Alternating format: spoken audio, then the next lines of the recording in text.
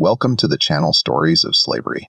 Today's story is about John Mercer, a black boy in 1877, known for his blue eyes, who was believed to be dead and then came back from the dead in a case so impossible, bizarre, and inexplicable that it left an entire community in fear and disbelief. This is a difficult and intense story, so take a moment, breathe, and listen carefully.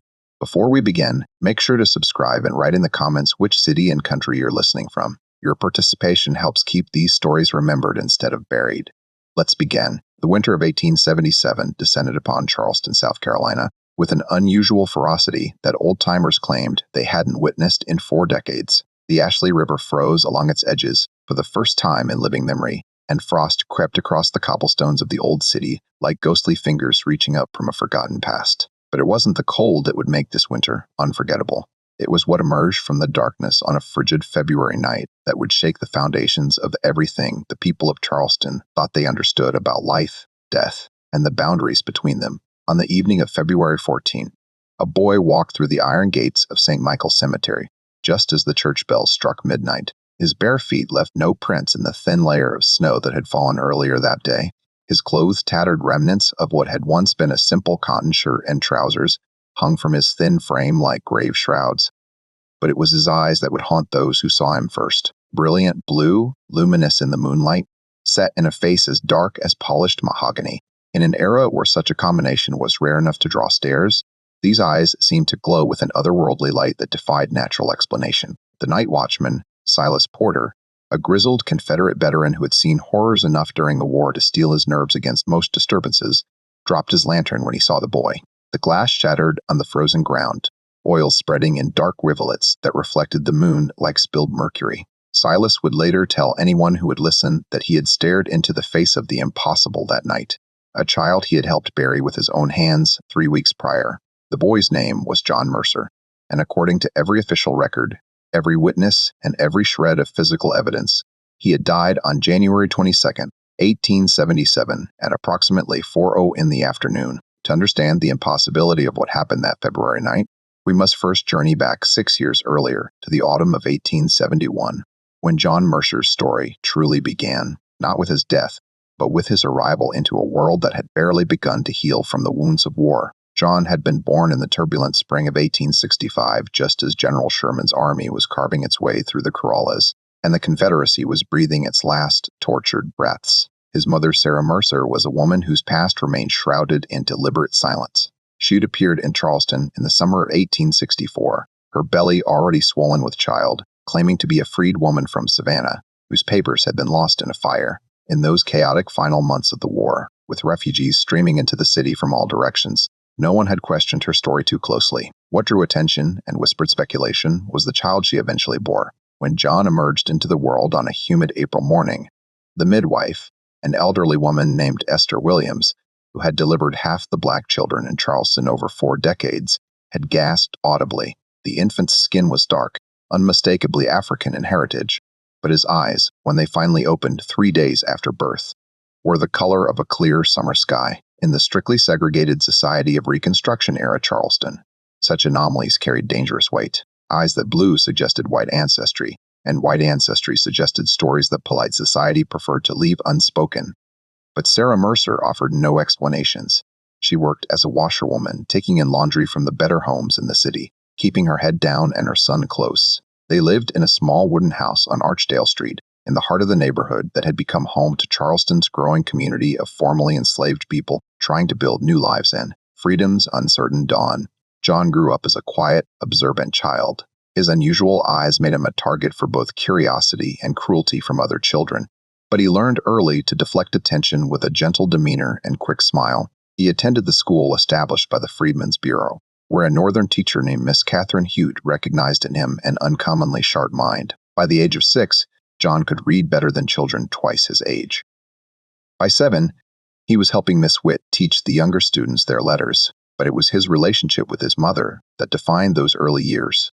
Sarah Mercer loved her son with a fierce, almost desperate intensity that everyone in their neighborhood recognized. She worked brutal hours to keep them fed and clothed, her hands becoming raw and cracked from endless days in scalding wash water. On Sunday evenings, when the week's labor was done, she would sit with John on the small porch of their house and tell him stories, not fairy tales, but something stranger. She spoke of a place she called the threshold, a space between waking and sleeping, between living and dying, where the rules that governed ordinary existence grew thin and flexible. The world ain't all what you can see and touch, John, she would tell him, her voice taking on a distant quality as twilight deepened around them. There's doors everywhere if you know how to look for them, doors that open onto places that don't follow the laws folks think can't be broken. Young John would listen, not fully understanding, but sensing that his mother was sharing something important, something she needed him to know. She would touch his face gently, her work-roughened fingers tracing the outline of his cheekbones, and add, "You got a foot in both worlds, child. Them eyes of yours, they see more than most. You remember that when the time comes." The time came in the fall of 1871 when John was 6 years old. It started with dreams, vivid, unsettling visions that would jolt him awake in the dead of night, his heart hammering against his ribs. He dreamed of a man he had never seen before, tall with pale skin and eyes the same impossible blue as his own. In the dreams, this man would stand at the foot of John's bed, not speaking, just watching with an expression of profound sadness. Sometimes he would reach out a hand as if offering to pull John toward him, toward something John couldn't quite see in the shadows behind the figure. Sarah noticed the change in her son immediately. John began to wake screaming, thrashing against sheets soaked with sweat. He started walking in his sleep, and twice Sarah found him standing in the small cemetery behind the Emmanuel African Methodist Episcopal Church, staring at the headstones with those luminous blue eyes reflecting the moonlight. The third time it happened, she didn't bring him home right away. Instead, she sat with him among the graves as dawn broke over Charleston, and she finally told him a truth she had kept locked away for 6 years. "The man in your dreams," she said quietly, her voice barely audible over the morning birdsong. "His name was Thomas Whitmore. He was your father, John." The boy turned those startling blue eyes toward her, and Sarah felt her heart crack open. "He was a good man," she continued, the words coming faster now, as if a dam had broken inside her. "Better than most white men I ever knew. He didn't see me as property or something less than human. He saw me, really saw me. We loved each other, John, even though the world said we had no right to such feelings, even though his family would have killed us both if they'd known." She explained that Thomas Whitmore had been the youngest son of a prominent Charleston family, a man tormented by the contradictions of a society built on slavery. He had secretly helped enslaved people escape via the Underground Railroad, using his position and privilege to undermine the very system that had made his family wealthy. Sarah had met him when she was still enslaved on a plantation outside Savannah, and he had helped her escape in the summer of 1864. "He was going to meet me here in Charleston after the war," Sarah said, tears now streaming down her face. "We were going to start over somewhere up north, where maybe we could be a real family, but he never came. I waited for months, and then I heard he'd been killed. His own brother found out what he'd been doing. Found out about me, about you growing inside me. They said it was a hunting accident, but I know better. They murdered him, John. They murdered your father to protect their precious family name." John sat in silence, processing this revelation. Finally, he asked the question that had been growing in his mind. "Why is he in my dreams now, Mama? Why is he calling to me?" Sarah had no answer, at least not one that made sense in the rational world. But in the weeks that followed, the dreams intensified. John began to complain of feeling pulled, as if invisible hands were tugging at him, trying to drag him somewhere he couldn't name. He grew pale and thin despite Sarah's efforts to keep him fed. Dark circles appeared under those remarkable blue eyes. Desperate, Sarah sought help from everyone she could think of. She took John to the doctor who served the black community, a northern physician named Dr. Marcus Webb, who had come south with the occupying Union forces and stayed after the war. Dr. John Webb could find nothing physically wrong with the boy, though he noted the child's disturbing weight loss and suggested a tonic to help him sleep. The tonic didn't help. If anything, the dreams grew worse. Sarah then turned to the community's spiritual leaders. She brought John to see Reverend Morris of the Emmanuel Ame Church, a powerful speaker who had been born into slavery, but now led one of Charleston's largest black congregations. Reverend Morris prayed over the boy, anointed his forehead with oil, and declared that John was being tested by the Lord for some greater purpose. But even as the Reverend spoke words of faith and comfort, John could feel something else at work, something that had little to do with the Christian God and everything to do with forces that predated any church. It was an old woman named Delane LeBlanc who finally spoke the truth that everyone else was too frightened or too civilized to acknowledge. Delphine was a root worker, a practitioner of the African spiritual traditions that had survived the Middle Passage and slavery, evolving into something uniquely American, yet still connected to ancient knowledge. She lived on the outskirts of the black neighborhood in a cabin that most people avoided after dark. Sarah had resisted going to Deline for weeks, knowing that seeking such help would brand her as backward, as someone who clung to the superstitions that educated, respectable freed people were supposed to abandon. But when John began to speak in his sleep, in a voice that didn't sound like his own, a deep male voice that sometimes used words in a language Sarah didn't recognize, she swallowed her pride and made the journey to Delphine's cabin. The old woman took one look at John and nodded slowly, as if confirming something she had long suspected. "This child got 1 foot in this world and 1 foot in the next," Deline said, her accent thick with the Gula influences of the Sea Islands. "That man who comes in his dreams, his blood father, he ain't resting easy. He got unfinished business, and he's calling to his son to help him finish it." Sarah felt ice water flood her veins. "What kind of business?" Deline shook her head. "The dead don't always speak clear, child, but I can tell you this. That boy of yours, he's marked. Them blue eyes ain't just from his daddy's blood, they assign. He can see between the worlds, walk paths that are closed to most folks, and something on the other side wants him to walk them paths soon." "How do I stop it?" Sarah asked, her voice breaking. "You don't," Deline replied simply. "You can't stop what's written in a person's bones. All you can do is prepare him for what's coming." Over the following weeks, Deline worked with John, teaching him techniques passed down through generations, ways to protect himself, spiritually, how to distinguish between helpful spirits and malevolent ones, methods for grounding himself in the physical world when the pull of the other side grew too strong. Sarah watched these sessions with a growing sense of dread, understanding that she was losing her son to forces beyond her comprehension or control. And then, in the bitter January of 1877, everything changed. The sickness came on suddenly. One morning, John woke with a fever so intense that his skin felt like fire to the touch. Dr. Smun Webb was summoned immediately, and he diagnosed pneumonia, a common enough killer in Charleston's damp winters, especially among the poor who couldn't afford adequate heating fuel. For 3 days, Sarah barely left her son's bedside. She bathed him with cool water, spooned broth between his cracked lips, and prayed with a desperation that bordered on madness. The fever broke on the 4th day, and for a brief shining moment, she thought he would recover. But on the 5th day, something changed. John's breathing grew shallow and labored. His eyes, those extraordinary blue eyes, took on a glassy, distant quality, as if he was looking at something far beyond the walls of their small house. Dr. Webb returned and listened to John's lungs with his stethoscope, his expression growing grave. "I'm sorry, Sarah," he said quietly. "The infection has spread. There's nothing more I can do. You should prepare yourself." Sarah refused to accept it. She sent for Reverend Morris, who came and read scripture over the dying boy. She sent for Deline, who burned herbs and chanted in languages that made the Reverend uncomfortable enough to leave. But none of it mattered. On January 22nd, 1877, as the afternoon sun slanted through the window of their small house, John Mercer took his last breath. He was 11 years old. Sarah's scream could be heard throughout the neighborhood. It was a sound of pure primal anguish, the cry of a mother whose world had just ended. Women from neighboring houses came running, and they found Sarah collapsed over her son's body, weeping with such violence that they feared for her sanity. Webb returned to officially pronounce the death and fill out the necessary documents. He noted the time, 4:17 p.m. He closed John's eyes, those remarkable blue eyes, with his own hands, and pulled the sheet up over the boy's face.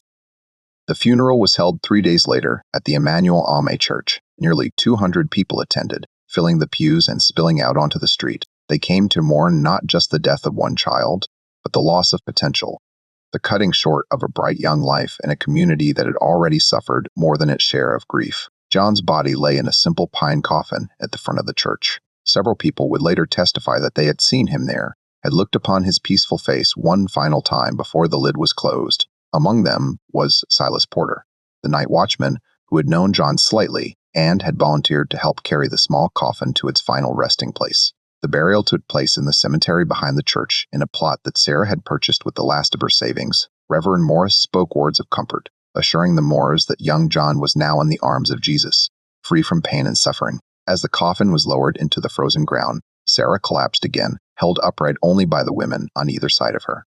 Silas Porter was one of 4 men who shoveled earth onto the coffin. He would remember years later the sound the dirt made as it hit the pine wood, a hollow final sound that seemed to echo with terrible finality. He helped pack the earth down firmly, then assisted in placing a simple wooden marker at the head of the grave. It read simply, John Mercer, 865-1877, gone to glory. For 3 weeks, that grave remained undisturbed. Sarah visited it daily, kneeling in the frozen earth and speaking to her son as if he could still hear her. Other mourners came too, leaving small tokens, wildflowers when they could find them, smooth stones, once a small wooden toy horse that John had admired in life. The grave looked like any other grave. The earth remained settled and compact.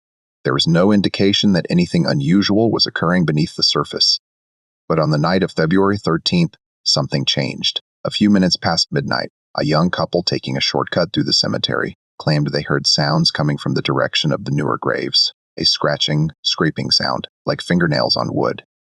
They hurried past, convincing themselves it was just rats or some other animal disturbed by their passage. The next morning, an elderly man who came to tend his wife's grave noticed that the earth on John Mercer's burial site looked disturbed, as if something had shifted beneath it.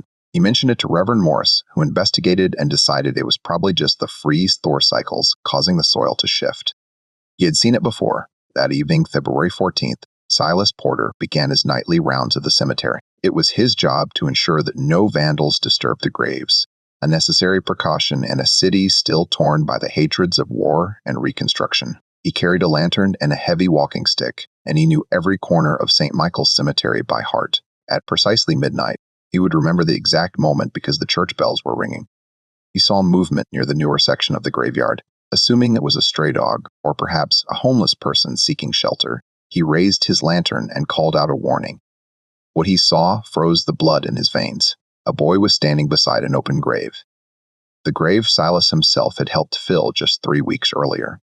The boy was covered in dirt, his clothes torn and muddy, but it was his eyes that captured Silas's attention and held it with an almost hypnotic power. They glowed with an eerie blue light in the lantern's illumination, and they were fixed on Silas with an intensity that seemed to pierce straight through to his soul. John, Silas whispered, his voice cracking. John Mercer. The boy took a step forward, and Silas's lantern fell from his nerveless fingers.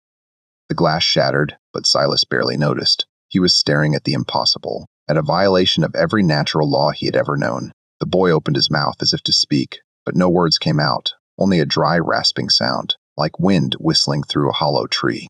Then he turned and began walking toward the cemetery gates with slow, deliberate steps. Silas found his voice and his legs. At the same moment, he ran not toward the boy, but toward the church, toward people, toward sanity. He pounded on the door of Reverend Morris's house, which stood adjacent to the church, shouting incoherently about the dead, rising, and Judgment Day. Reverend Morris, roused from sleep, tried to calm Silas down, but the night watchman was nearly hysterical. Finally, the Reverend agreed to go to the cemetery and see for himself. He brought 2 other men with him, members of the church who lived nearby and had been awakened by Silas's shouting. What they found made all 4 men question their sanity. John Mercer's grave had been opened from the inside. The earth was scattered around the site, and the wooden marker had been pushed aside. When they worked up the courage to look into the grave itself, they found the coffin with its lid broken open. The wood splintered outward as if something had burst through it from within. The coffin was empty. More disturbing still, there were scratch marks on the underside of the coffin lid, deep gouges that could only have been made by human fingernails, and there was blood dried and brown on the splintered wood. Reverend Morris stood at the edge of the violated grave, his mind struggling to make sense of what his eyes were showing him. This was impossible. He had presided over John's funeral himself. He had seen the boy's body, cold and still. He had watched the coffin being lowered into the earth, and covered with 6 foot of soil and clay. "We need to find Sarah Mercer," he said finally, his voice. "We need to tell her. God help us. I don't know what we need to tell her." But Sarah already knew. She had been awakened from a fitful sleep by a sound, a soft knocking at her door, so gentle it might have been mistaken for a branch brushing against the wood. But there were no trees close enough to her house for that to be possible. She had lain in bed for a moment, heart bounding, telling herself it was her imagination, a dream bleeding into waking. Then the knocking came again, slightly more insistent. Sarah rose from bed and walked to the door, her bare feet silent on the wooden floor. Her hand trembled as she reached for the latch. Some part of her knew what she would find on the other side, had perhaps known it from the moment John died, from the moment he had first started dreaming of his father's ghost. She opened the door. John stood on her porch, illuminated by the pale moonlight. He was covered in grave dirt, his clothes torn and filthy. His skin had the waxy, unnatural pallor of death, but his eyes, those incredible blue eyes that he had inherited from a father he'd never known, were alive and aware, and fixed on her face with desperate need. "Mama," he whispered, and his voice was like wind through autumn leaves, dry and rustling and not quite human. Sarah didn't scream. She didn't faint, or cry out, or run away in terror. Instead, she did what any mother would do. She reached out and pulled her son into her arms. "Dirt and death and impossibility be damned. I've got you, baby," she murmured, holding him tight as he shuddered against her. "I've got you. You're home now." But even as she spoke those words of comfort, Sarah understood with terrible certainty that this was only the beginning.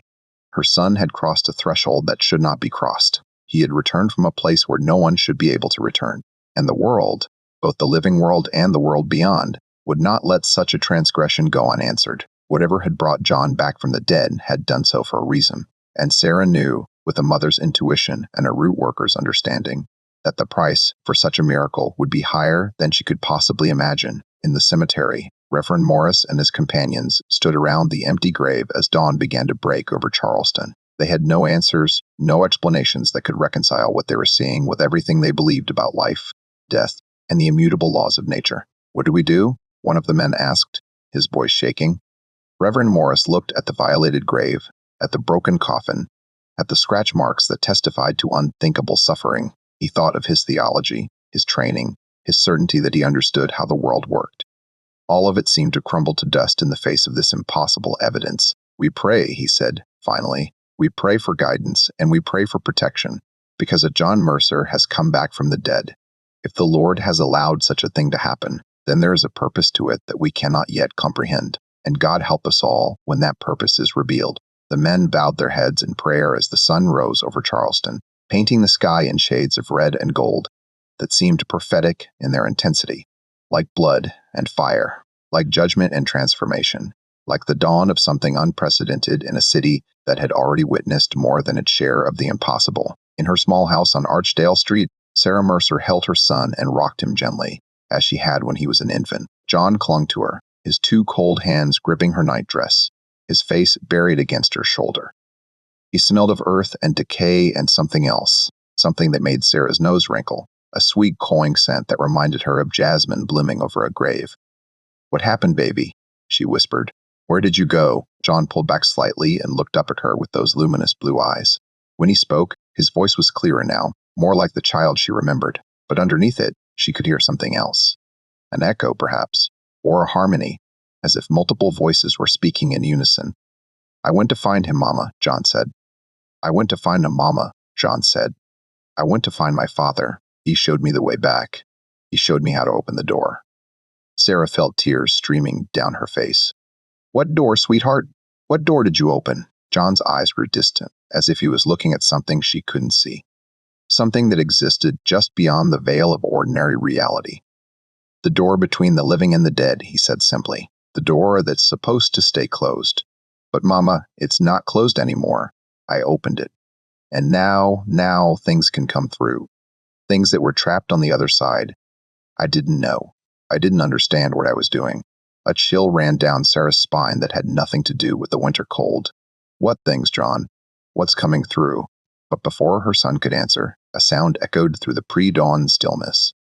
A sound that would become terrifyingly familiar in the days and weeks to come. It was a howling inhuman and filled with rage and hunger coming from somewhere in the darkness beyond her small house. And in the growing light of that February morning, as word began to spread through Charleston that John Mercer had returned from the grave, neither mother nor son could know that they had just unleashed something that would test the very foundations of faith, reason, and reality itself. The boy who came back from the dead had opened a door that should have remained forever closed. And through that door, darkness was pouring into the world like water through a broken dam, bringing with it horrors that would make even the nightmares of war seem pale and distant by comparison. This was only the beginning of the impossible. The true horror was yet to come. The news of John Mercer's return spread through Charleston's black community like wildfire through dry timber. By mid-morning on February 15th, a crowd had gathered outside Sarah's small house on Archdale Street, drawn by a mixture of curiosity, fear, and desperate hope. If one child could return from death, perhaps others could too. Perhaps the mothers who had lost sons to disease, to violence, to the countless dangers that stalk the poor and vulnerable might see their children again.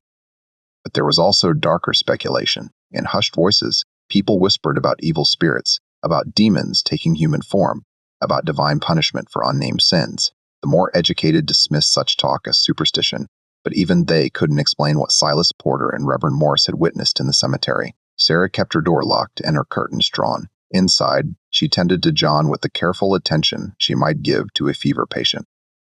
Though the malady afflicting her son defied any medical understanding, he was cold to the touch, his skin maintaining an unnatural chill, despite the blanket she wrapped around him and the fire she kept burning in the small hearth. His breathing was shallow and irregular, sometimes stopping for minutes at a time before resuming with a shuddering gasp that made Sarah's heart lurch.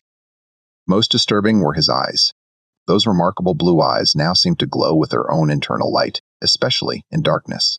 When John looked at her, Sarah had the unsettling sensation that her son was seeing through her, past her, into dimensions and distances that mortal vision should not penetrate. "Tell me everything," she said on that first morning, sitting beside him on his narrow bed. "Tell me what happened after you died." John's gaze grew distant, unfocused. When he spoke, his voice carried that strange harmonic quality that made it sound as though multiple people were speaking at once. "I remember the fever," he began slowly. "I remember burning, feeling like my body was on fire from the inside. And then there was pain, terrible pain in my chest, like something was squeezing my lungs. I couldn't breathe. Mama, I tried so hard, but I couldn't pull any air into my body." Sarah gripped his cold hand, tears streaming silently down her face. And then suddenly, the pain stopped. Everything stopped. I was floating above my bed and I could see you below me crying and holding my body. I tried to tell you I was all right, that I didn't hurt anymore, but you couldn't hear me. Nobody could hear me. He paused, his luminous eyes reflecting the firelight in strange ways. There was a pull like a current in a river.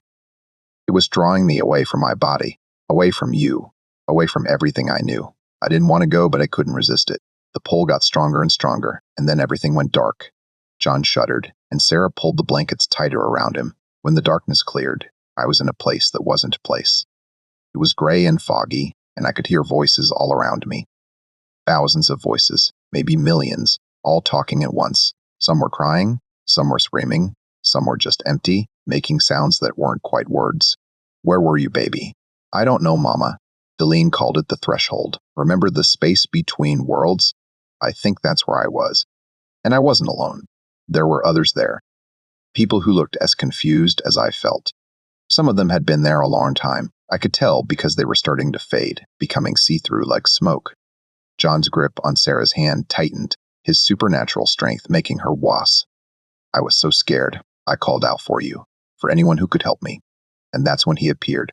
My father, Thomas Whitmore." Sarah's breath caught. "You saw him?" "You saw Thomas?" "Yes. He looked just like in my dreams, but more real, more solid than anything else in that gray place. He came to me and he said, 'John, you shouldn't be here. Not yet. You're being called too early.' I asked him what he meant, and he told me that I had a purpose, something I was supposed to do in the world of the living. He said the door had opened too soon before I was ready, before I understood what I was meant to be." "What door?" John's eyes met hers, and Sarah saw terrible knowledge reflected in their blue depths, the door between life and death. "Mama," he said, "it's always been there, locked and sealed, keeping the dead in their realm and the living in theirs. But something broke the seal. Something cracked it open, just enough for spirits to slip through. And because of my blood, because I'm caught between two worlds, black and white, living and dead, I could see the door. I could feel it calling to me even before I died." He fell silent for a moment, gathering his thoughts, or perhaps gathering the courage to continue. "My father said he could send me back. He said he knew the way, knew the paths that led from death back to life. But he warned me that coming back would change me, would make me something that was neither fully alive nor fully dead. He said I would be a bridge, a doorway myself. And he said that once I crossed back over, other things might follow." Sarah felt ice forming in her stomach. What other things? The angry ones, the ones who died violently, who died too soon, who have unfinished business in the world of the living. My father said they would sense the opening I created and try to push through behind me. He said I would have to learn to control it, to close the door when it needed to be closed, and open it when it needed to be open. But you're just a child, Sarah whispered. How can you be expected to do such things? John's smile was sad and far too old for his young face. I'm not really a child anymore, Mama. I don't think I ever will be again. Something happened when I crossed back over. I brought knowledge with me. Understanding that doesn't belong in the mind of an 11-year-old boy. I can see things now, know things, and it scares me. Before Sarah could respond, a loud knock echoed through the house. A voice called out, Sarah Mercer. This is Dr. Webb. Please, I need to examine the boy. People are afraid and we need to understand what's happening. Sarah looked at John, who nodded slowly. Together, they went to the door. Dr. Marcus Webb stood on the porch, his medical bag in hand. Behind him, Sarah could see at least 30 people gathered in the street, watching with a mixture of hope and fear. The doctor's face was pale, his eyes showing the strain of a sleepless night. May I come in? He asked quietly. Sarah stepped aside, and Dr. Webb entered the small house. When his eyes fell on John, he stopped abruptly, his professional composure cracking. Dear God, he breathed. It's true. How is this possible? I don't know, doctor, Sarah said, but he's here and he needs help. Dr. Sarah. Webb approached John cautiously as one might approach a wild animal. He sat down his bag and pulled out his stethoscope with trembling hands. May I examine you, John? The boy nodded and sat still while the doctor listened to his chest. What Dr. Webb heard, or rather didn't hear, made him go even paler. He checked again, moving the stethoscope to different positions, pressing harder against John's chest. This is impossible, he muttered. Your heart, it's barely beating once, maybe twice per minute, if that. No human being could survive with such a limited circulation. And your lungs? You're hardly breathing at all. By all medical understanding, you should be dead. I was dead, John said simply. Maybe I still am in a way. Dr. Webb examined Jay's eyes, his reflexes, his skin temperature. Every test revealed anomalies that defied medical explanation. The boy's body temperature was at least 20 degrees below normal. His pupils responded to light, but with an unnatural slowness. When the doctor pressed John's finger to test his blood, what emerged was darker than normal blood, almost black, and it didn't clot properly. I need to report this, doctor, Webb said, backing away from John as if proximity to the impossible might somehow contaminate him. The medical authorities need to know. This could change everything we understand about life and death. No, Sarah said firmly. You can't. You know what they'll do? They'll take him away, put him in some laboratory or asylum. They'll treat him like an animal, a curiosity to be studied and displayed. I won't let that happen to my son. Dr. Webb looked torn, his scientific curiosity warring with his humanity. Finally, he nodded. For now, I'll say nothing. But Sarah, you need to understand what's happened here is beyond anything I've ever encountered.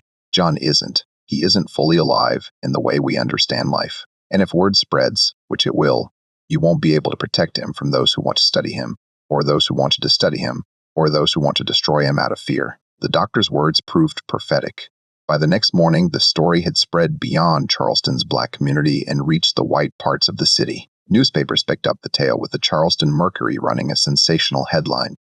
Negro boy returns from grave.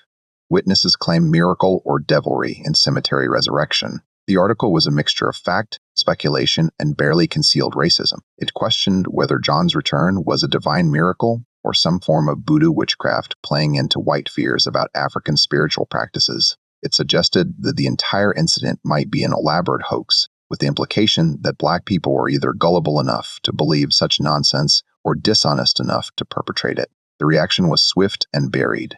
Some white citizens dismissed the entire story as superstitious fantasy. Others saw it as evidence of dark practices among the freed slave population and called for investigations. A small but vocal group of religious extremists declared it a sign of the end times, proof that the apocalypse was imminent.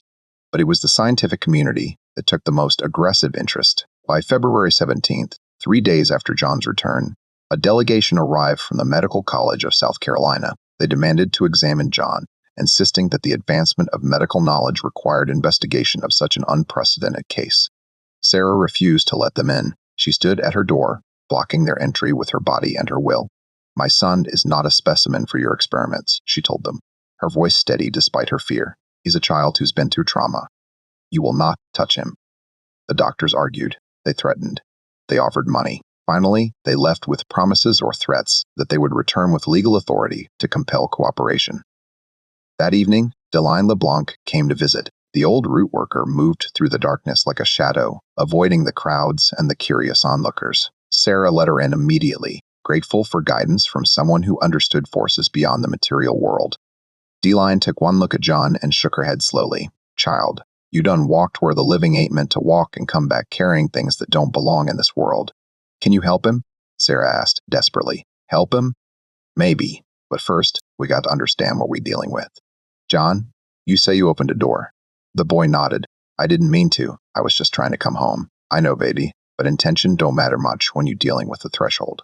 You created a crack in the wall between worlds, and things are already slipping through that crack. You feel it, don't you? You can sense them." John's luminous eyes widened. "Yes, I can feel them all around us, pressing against the boundaries, trying to push through. Some of them are confused, some are angry, and some," he shuddered, "some are just hungry." "Hungry for what?" Sarah asked, though she wasn't sure she wanted to know the answer. "For life, Mama. They want to feel alive again, and they think they can take that from the living." Delphine began unpacking items from the worn cloth bag she carried. Roots, herbs, small bones, colored stones. She arranged them in a circle on the floor around John's chair. "This is a protection circle," she explained. "It won't stop everything, but it'll help keep the worst of them away from this house. But, John, you listening to me? This is important. You gotta learn to control what you done opened. You gotta learn to be the gatekeeper to decide what comes through and what stays on the other side." "How?" John asked. "How do I learn that?" "The same way anybody learns anything. Practice and guidance. I can teach you some of it. The things my grandmother taught me. The knowledge that came from Africa and got mixed up with things learned here. But some of what you need to know, you're going to have to learn yourself. You got to walk the paths between worlds. Got to learn the rules that govern those spaces." Over the following days, Deline worked with John while Sarah watched and worried. The old woman taught him techniques for grounding himself in the physical world, for strengthening his connection to life rather than death. She showed him how to see the spirits that were gathering around him, drawn by the door he had opened. She taught him words of power, ritual phrases that could command or banish entities from the threshold. But the lessons were interrupted repeatedly by disturbances that grew increasingly violent. The first incident occurred on February 19th. A woman named Martha Green, who lived 3 houses down from Sarah, began screaming in the middle of the night that her dead husband was in her bedroom. Neighbors rushed to her aid and found her cowering in a corner, pointing at empty air and insisting that her husband, who had been killed in a farming accident 2 years earlier, was standing by the window, begging to be let back into the living world. Dr. Webb was called and sedated Martha, diagnosing hysteria. But Sarah and Deline knew better. The door John had opened was allowing spirits to manifest more strongly than they should, to press against the veil, separating them from the living. 2 days later, a child playing near the cemetery reported seeing his dead sister among the gravestones, waving to him and asking him to play with her. The child tried to follow her and had to be physically restrained by his terrified mother. The incidents multiplied. People reported hearing voices of deceased loved ones calling to them from empty rooms. Shadows moved with impossible independence from their sources. Objects fell from shelves without explanation. Dogs barked at nothing and refused to enter certain areas that they had previously shown no fear of. Charleston's black community was gripped by growing panic. Some blamed John directly, calling him cursed or possessed. Others defended him, insisting he was merely a victim of forces beyond his control. Arguments broke out in churches and on street corners. Families were divided over whether John represented a miracle or a threat. Reverend Morris tried to calm his congregation, but even he was shaken. He had seen the empty grave, had witnessed evidence that defied his theological understanding. In his sermons, he spoke of mysteries beyond human comprehension, of faith tested by the impossible. But his words provided little comfort to people who were experiencing supernatural disturbances in their own homes. Then on February 24th, something far worse occurred. A man named Isaiah Tucker, a blacksmith who lived on the outskirts of the neighborhood, was found dead in his workshop. His body was unmarked, showing no signs of violence or disease, but his face was frozen in an expression of absolute terror. More disturbing Witnesses reported seeing him walking through the streets that very evening, hours after Dr. Webb had pronounced him dead. The walking corpse, for that was what people called it, moved with jerking, unnatural movements like a puppet being controlled by an unskilled puppeteer. It walked to the house of a woman Isaiah had loved before his marriage, a woman who had rejected him 20 years earlier. There it stood outside her window, not speaking or moving beyond the mechanical shifting of its feet. The woman's screams brought neighbors running. When they arrived with lanterns and weapons, they found Isaiah's body collapsed on the ground, truly dead this time, his flesh already beginning to take on the waxy quality of a corpse that had been dead for hours rather than minutes. This incident shattered whatever fragile calm had remained in the community. If the dead could not only appear as ghosts, but could reanimate their own corpses, then nowhere was safe. No one could be certain that the person they were speaking to was truly alive or merely a walking corpse, animated by forces from beyond the grave. A town meeting was called at the Emmanuel A.M. Church. Nearly 500 people crowded into the building and spilled out onto the grounds. The mood was ugly, hovering on the edge of violence. Many in the crowd demanded that John be forced to leave Charleston. Some went further, suggesting that the boy should be destroyed, that he was an abomination whose continued existence threatened them all. Reverend Morris tried to maintain order, but the fear was too powerful. Only the intervention of a group of influential community leaders, including several Union Army veterans who commanded respect, prevented the meeting from devolving into a lynch mob. Sarah kept John hidden during all of this, moving him from house to house among those few families who were still willing to help her. Delphine stayed close, providing protection to her knowledge of spiritual defense. But even the old root worker was beginning to look worried. "This is bigger than I thought," she admitted to Sarah on the night after Isaiah Tucker's walking corpse had terrified the neighborhood. "The door John opened, it's widening. War spirits are pushing through, and some of them are strong enough to take physical form. If this keeps up, the boundary between life and death is going to collapse completely in this part of the city." "What can we do?" Sarah asked, exhausted from fear and sleepless nights. "There's only one thing that might work," D-Line said slowly. "John needs to go back." Sarah felt as if the floor had dropped out from beneath her. "Back? You mean back to death?" "Not exactly. He needs to go back to the threshold, to the place between worlds where he was after he died. He needs to find the door he opened and close it properly. It's the only way to stop what's happening. But how? How can he do that without dying again?" D-Line pulled a small leather pouch from around her neck. Inside was a mixture of herbs and other substances Sarah couldn't identify. "This is something my grandmother made. Something that was given to her by her grandmother, passed down from the old country. It's a poison, but not the kind that kills the body. It kills the connection between body and spirit temporarily. John drinks this, and his spirit will leave his body and travel to the threshold. But his body stays alive, barely kept going by the medicine. If he can find the door and close it, he can return to his body. If he can't, or if something goes wrong, then he'll die for real." This time, Sarah looked at her son, who had been listening silently to this conversation. John met her gaze with those unnaturally blue eyes, and she saw in them a determination that broke her heart. "I have to try, Mama," he said quietly. "This is my fault. I opened the door because I wanted to come back to you so badly, but I didn't understand what I was doing. All these people being frightened, Isaiah Tucker's corpse walking. That's because of me. I have to fix it." "You're 11 years old," Sarah whispered. "You shouldn't have to carry this burden." "I stopped being just 11 years old the moment I came back from the dead," John replied, and his voice carried that eerie harmonic quality again as if multiple entities were speaking through him. "I'm something else now, Mama. Something that exists in both worlds. And maybe that's what I was always meant to be. Maybe that's why my eyes are this color, why I've always been able to see things others can't. Maybe I was born to be a bridge between the living and the dead." Sarah wanted to argue, to refuse to gather her son in her arms and run as far from Charleston as their legs could carry them, but she knew it was futile. The supernatural disturbances were spreading. Soon, the white authorities would become involved, and their reaction would be far more dangerous than anything the black community might do. If John was to have any chance of survival, he needed to close the door he had opened. That night, in a small room lit only by candles, D-Line prepared the ritual that would send John's spirit back to the threshold. She drew symbols on the floor with chalk and ash, symbols that predated Christianity, that reached back to African traditions and perhaps even further into humanity's ancient past. Sarah held John's hand as Delene mixed the poison with water and honey to make it drinkable. The old woman chanted in a language that was neither English nor any African tongue. Sarah recognized. Perhaps it was a language that existed only in those spaces between worlds. A tongue spoken by those who walked the boundaries between life and death. When you drink this, Delphine told John, your spirit will separate from your body. You'll go back to the threshold, to that gray place you told us about. But this time, you'll be aware. You'll be able to navigate those spaces with intention. Find the door you opened. You'll know it when you see it. And close it. Seal it the way it was before. You understand? John nodded, though his face was pale with fear. Your body will stay here and we'll keep it safe. You'll have until sunrise. If you're not back by then, the connection between your body and spirit will break permanently. You'll die for real, and there won't be any coming back this time. How will I know how to close the door? John asked. Trust your instincts. Trust the knowledge that came back with you from death. And trust your father. If he helped you open the door, maybe he can help you close it. Sarah kissed her son's forehead, tasting salt from her own tears. I love you, baby.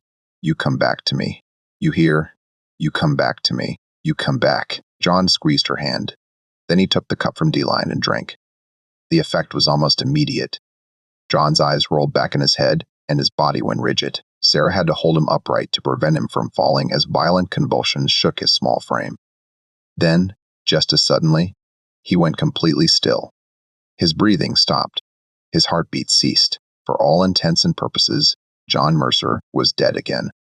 But Sarah could see something that others might have missed, a faint shimmer in the air above John's body, like heat waves rising from sun-baked ground.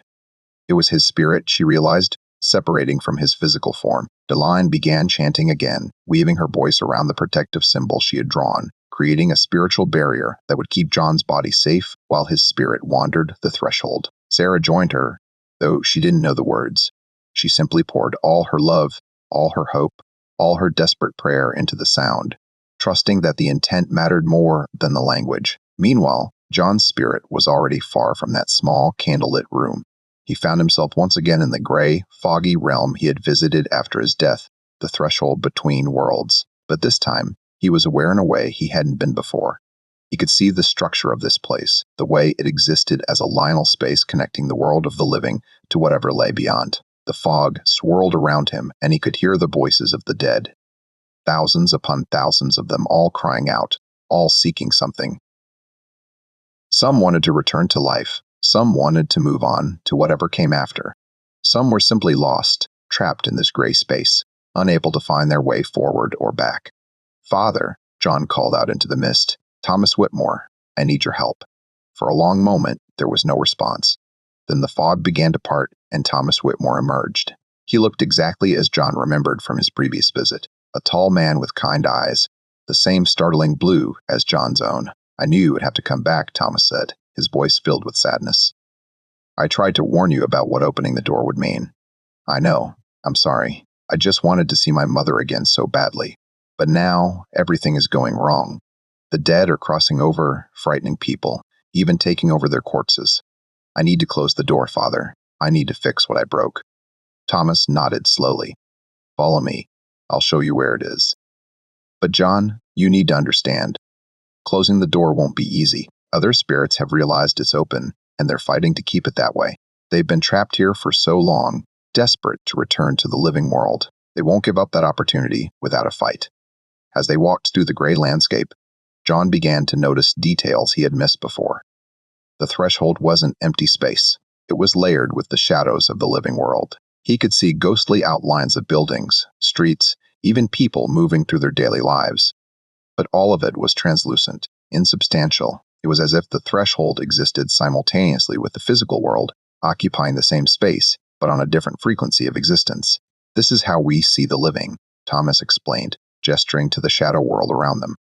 This is how the dead watch those they left behind. Most can only watch, but the door you open has made it possible for some to do more than that, to reach through, to influence events, even to possess the living or reanimate their own corpses. They walked for what felt like hours, though time seemed to flow differently in this place.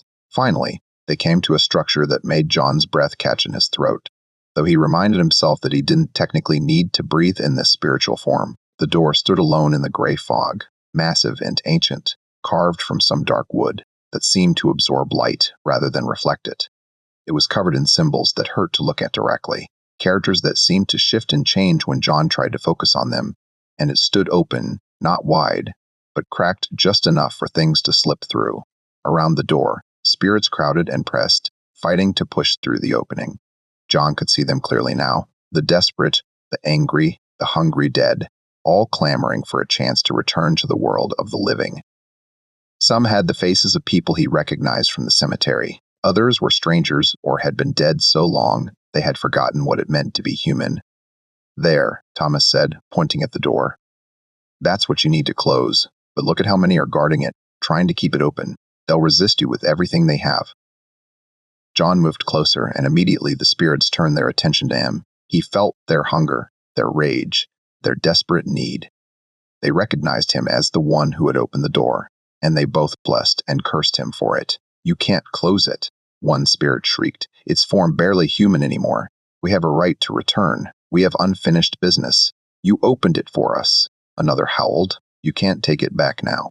The spirits began to swarm toward John, and he felt genuine fear.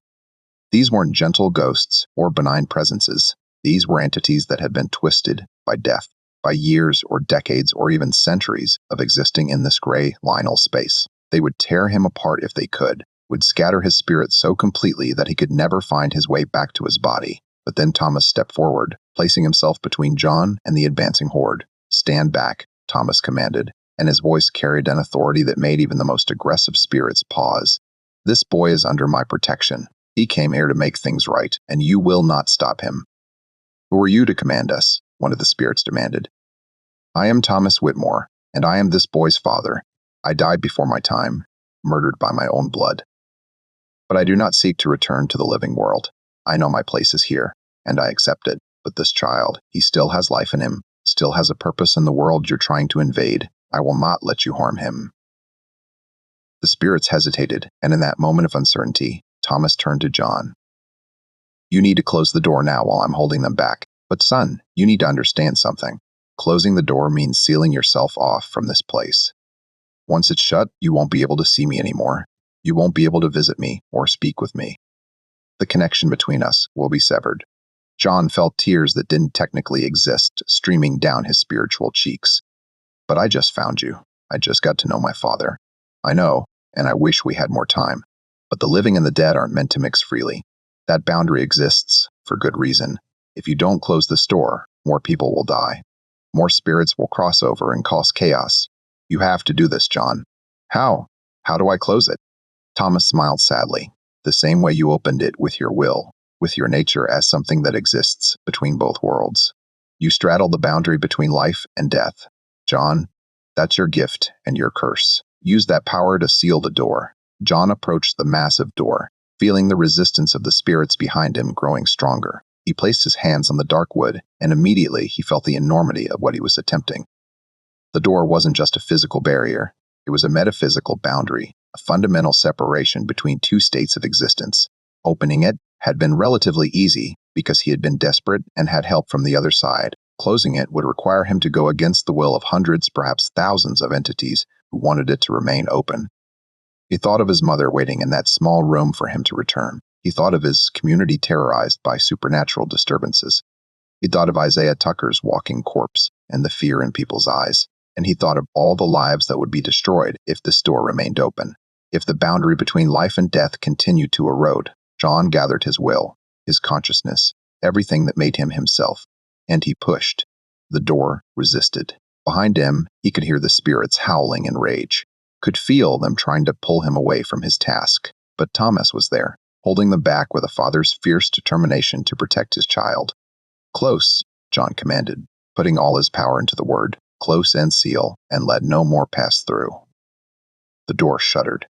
The spirits screamed, and slowly, painfully, the massive wooden barrier began to swing shut. As it moved, John felt something tearing inside him. The part of him that existed in both worlds. The part that had made it possible for him to return from death. Closing the door meant severing that dual nature, meant choosing life over the threshold. It meant saying goodbye to his father forever. "I love you," he called out to Thomas, his voice breaking. "I love you, and I wish we could have had more time." "I love you too, son," Thomas replied, his form already beginning to fade as the door closed. "Live well. Make me proud and don't grieve for me. I'm at peace knowing that you're alive and that you're going to be all right." The door slammed shut with a sound like thunder, and John felt a massive surge of power rush through him. The symbols on the door flared with brilliant light, sealing themselves, becoming impenetrable. The spirits that had been pressing toward the door were thrown back, scattered across the gray landscape of the threshold, and John felt himself being pulled backward, yanked toward his body with irresistible force. The threshold blurred around him, the fog becoming a tunnel of gray light. And then he gasped, his lungs filling with air that tasted like fire. His heart stuttered, then began beating with painful irregularity. His eyes flew open, and he saw his mother's tear-stained face hovering above him, her lips moving in prayers or pleas or both. "Mama," he whispered, his voice roar. Sarah's sob of relief was the most beautiful sound John had ever heard. She gathered him into her arms, holding him with fierce tenderness, and he could feel her tears soaking into his hair. "You came back," she whispered. "Oh, thank God you came back." Delene stood nearby, her old face showing relief, but also exhaustion. The ritual had taken its toll on her, and she looked every one of her many years. "Did you close it?" she asked. "Did you seal the door?" John nodded weakly. "It's closed. It should stay closed now. The spirits can't cross over anymore." And indeed, in the days that followed, the supernatural disturbances in Charleston began to fade. The voices stopped. The shadows returned to normal. The sense of oppressive, otherworldly presence that had hung over the Black community lifted like fog burning away in sunlight. But John himself was changed. His eyes, which had glowed with that eerie blue light since his return, gradually dimmed to a more natural appearance, though they retained their unusual color. His body temperature slowly returned to normal. His heartbeat and breathing became regular again. He was returning to life, truly returning this time, leaving behind the lionel state he had existed in since crawling out of his grave. The medical doctors who had demanded to examine him lost interest when they realized he was exhibiting no more unusual symptoms. The newspaper articles dried up, moving on to other sensations. The crowds outside Sarah's house dispersed. Within 2 weeks, the incident had begun to take on the quality of a strange dream, something people weren't quite sure had really happened the way they remembered. Only those who had been closest to the events, Sarah Deline, Reverend Morris, Dr. Com, Webb, and a handful of others, truly understood what had occurred, and they kept their knowledge to themselves, recognizing that some truths were too dangerous to speak aloud. John slowly returned to his normal life, or as normal as it could be after what he had experienced. He went back to school, though he found the lessons almost unbearably simple compared to the cosmic truths he had glimpsed in the threshold. He played with other children, though he could no longer quite connect with their innocent games and concerns. He had crossed a boundary that changed him fundamentally, and there was no going back to the child he had been before. But he was alive, he was with his mother, and he was free from the burden of being a doorway between worlds. On March 15th, exactly 1 month after his return from the grave, John visited St. Lakely, Michael's cemetery, for the first time since his resurrection. Sarah accompanied him, holding his hand as they walked among the gravestones to the plot where John had briefly been buried. The grave had been filled in properly now. The earth packed down and planted was grass seed. The simple wooden marker still stood at the head, though someone had added flowers, fresh ones recently placed. "Who brought these?" John asked. Sarah shook her head. "I don't know. Maybe someone from the church." But John knew somehow that the flowers had been placed there by his father's hand, or by whatever subtle influence Thomas could still exert from beyond the threshold. It was a message, a sign that even though the door was closed, even though they could no longer see or speak to each other, the love between father and son transcended the boundary between life and death. John knelt by the grave and placed his hand on the earth.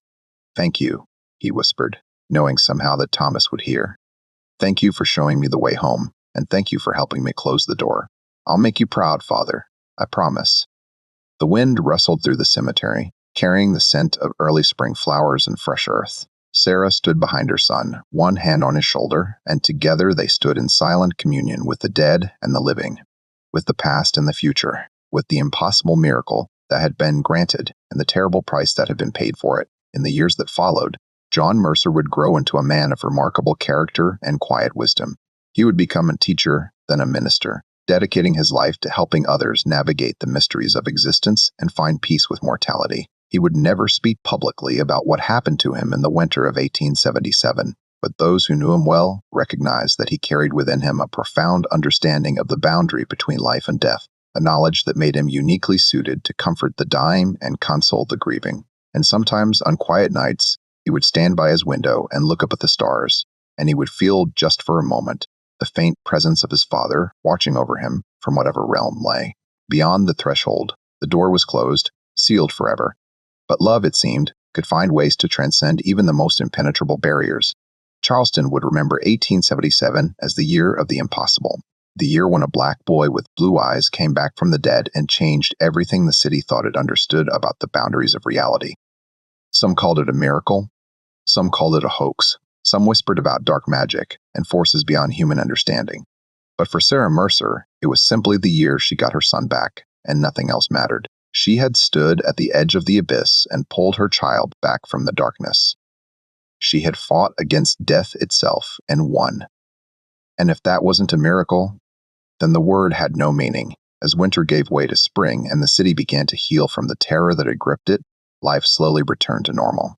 For those who had witnessed the events of that impossible February would carry the memory with them forever, a reminder that the world contained mysteries that science could not explain, that the boundary between life and death was thinner than anyone wanted to believe, and that sometimes, just sometimes, love was powerful enough to call someone back from beyond the grave. The boy who came back from the dead had opened a door that should have stayed closed, then closed it again at terrible cost. In doing so, he had saved his community from a supernatural catastrophe, while learning truths about existence that would shape the rest of his life. And in the quiet moments, in the spaces between heartbeats, John Mercer would remember his father's face, his father's voice, his father's final gift of love. The door was closed, yes, but the memory of what lay beyond would remain with him always, a bittersweet reminder of the impossible, bizarre, and inexplicable events of 1877.